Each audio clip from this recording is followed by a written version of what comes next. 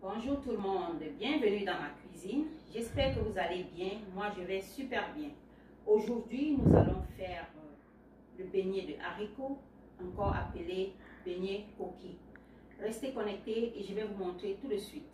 Ces beignets qui ont marqué mon enfance, chaque fois que j'allais au village, je ne manquais pas de prendre quelques-uns chez les mamans qui en vendaient en bordure de la route, avant même d'arriver dans la concession familiale. Ils ont une très grande valeur nutritive en raison des protéines végétales et d'autres éléments tels que les fibres, le calcium et le fer contenus dans le haricot. Ajouté à cela, ils sont généralement faits avec de l'huile de palme qui, elle aussi, a des propriétés très nutritives. Mais aujourd'hui, je vais utiliser de l'huile végétale. L'huile de palme étant rare ici où je vis. Pour commencer, je verse le haricot dans une assiette après avoir trié et enlevé les mauvaises graines. J'y verse de l'eau jusqu'à déborder et je laisse tremper pendant 1 à 2 heures.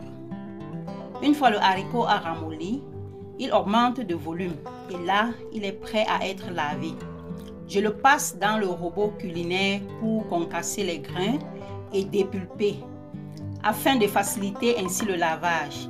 Cette méthode est vraiment facile et très pratique, surtout pour les mamans qui travaillent, parce qu'après une longue journée de travail, tu peux te servir de cette méthode et faire rapidement ta cuisine.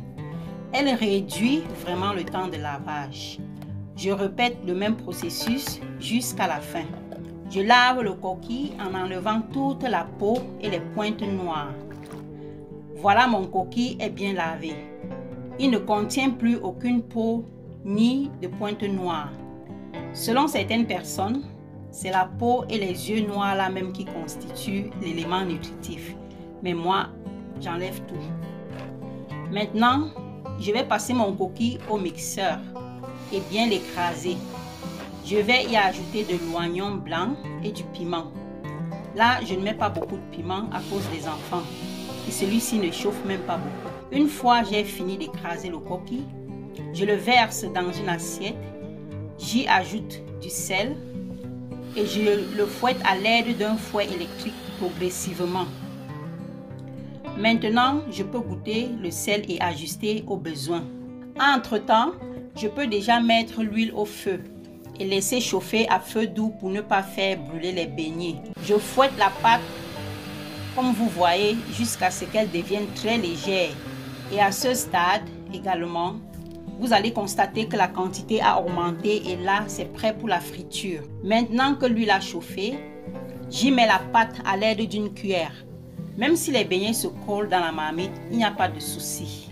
Laissez cuire tout doucement et le feu à une intensité pas très élevée pour brûler les beignets et pas très basse aussi pour que les beignets absorbent beaucoup d'huile.